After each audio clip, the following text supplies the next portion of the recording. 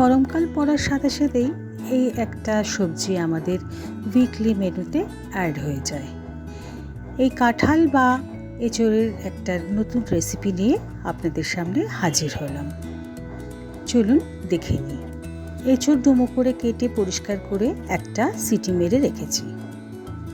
কড়াইতে তেল দিয়ে ওই সিদ্ধ করা এঁচোড়গুলোকে একটু ফ্রাই করে নেব।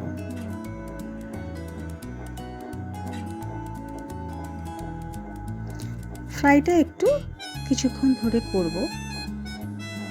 একটু লাল লাল হয়ে গেলে এঁচোড়গুলোকে তুলে নিলাম। এবার অন্য ইনগ্রিডিয়েন্টসগুলোর মধ্যে ডুমো করে কেটে রাখা পেঁয়াজ, টমেটো, কাঁচা লঙ্কা, ধনেপাতা, ধনে জিরে গুঁড়ো, হলুদ গুঁড়ো, লঙ্কা গুঁড়ো, গরম মশলা আর একটু মিট মশলাও আছে একটু আদা রসুন গ্রেট করা। এবার একটা কুকার নিলাম, তাতে সর্ষের তেল দিয়ে প্রথমে সমস্ত গরম মশলাগুলোকে দিয়ে দিচ্ছি। গরম মশলাগুলোর একটু ভাজা গন্ধ উঠলে ডুমো করে কেটে রাখা পেঁয়াজগুলোকে দিয়ে দিলাম।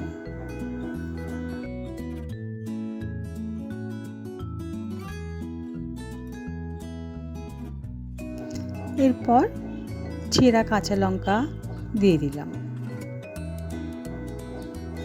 একটু নাড়িয়ে চাড়িয়ে এবার ধনেপাতাগুলো যেটা রেখেছিলাম, একটু ডান্ডি সমেতই রেখেছিলাম, সেটাও দিয়ে দিলাম। আবার একটু নাড়িয়ে নিলাম।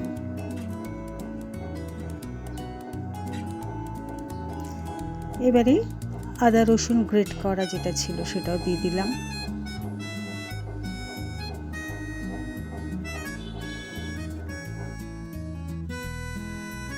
দিয়ে দিচ্ছি লঙ্কা গুঁড়ো। যদি কেউ ঝাল কম খান তাহলে সেক্ষেত্রে কাশ্মীরি লঙ্কা গুঁড়ো দিতে পারেন। দিলাম একটু হলুদ গুঁড়ো।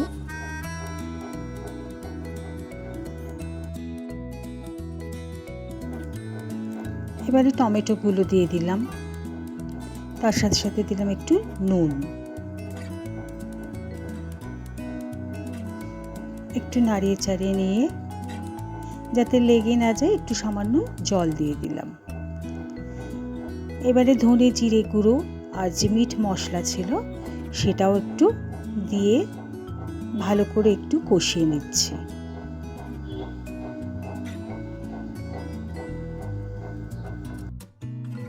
কিছুক্ষণ কষানো হয়ে গেলে কুকারের ঢাকা বন্ধ করে গ্যাসে রেখে দেব 2 সিটির জন্য।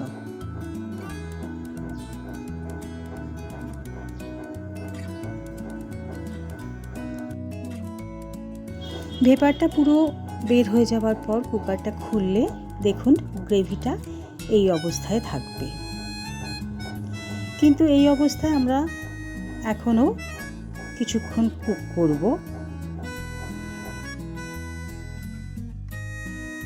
কিছুক্ষণ নাড়াতে নাড়াতে একটু ভালো করে ওটাকে নাড়িয়ে নিলে গ্রেভিটা কিন্তু খুব সুন্দর একটা রং আর থিকনেসে এসে যাবে। দিয়ে দিচ্ছি একটু কসুরি মেথি। টেস্টে ব্যালেন্সের জন্য দিয়ে দিলাম 1 চামচ চিনি। ভালো করে একটু নাড়িয়ে সিদ্ধ করে ভেজে রাখা এঁচোড়টা দিয়ে দিলাম। এবার গ্রেভির সাথে খুব ভালো করে এটাকে মিশিয়ে নিচ্ছি।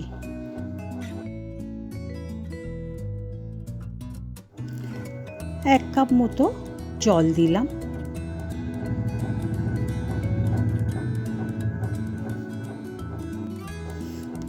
একটু গরম মশলা ছড়িয়ে দিলাম। গরম মশলাটা দিয়ে একটু মিশিয়ে নেব।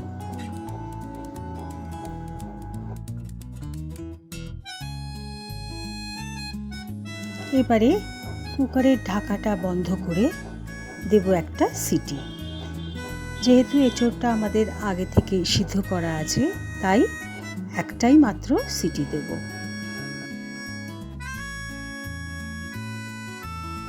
তৈরি হয়ে গেল আমাদের আজকের এঁচোড়ের রেসিপি।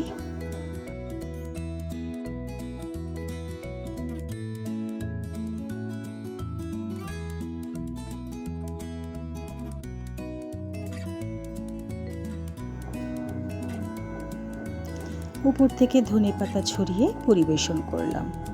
রুটি অথবা ভাত দিয়ে পরিবেশন করতে পারেন। আজকের এই মশালা এঁচোড় সম্পূর্ণ আলু ছাড়া। সবসময় আলু দিয়েই সবজি বানাতে হবে এরকম কোনো বাধ্যবাধকতা তো নেই, তাই ভাবলাম আজকে আলু ছাড়াই এই সবজিটা বানিয়ে দেখি। আপনারাও বাড়িতে বানিয়ে দেখবেন আর আমাকে জানাবেন। ভিডিওটা ভালো লাগলে একটা লাইক, শেয়ার আর সাবস্ক্রাইব করে দেবেন। ধন্যবাদ।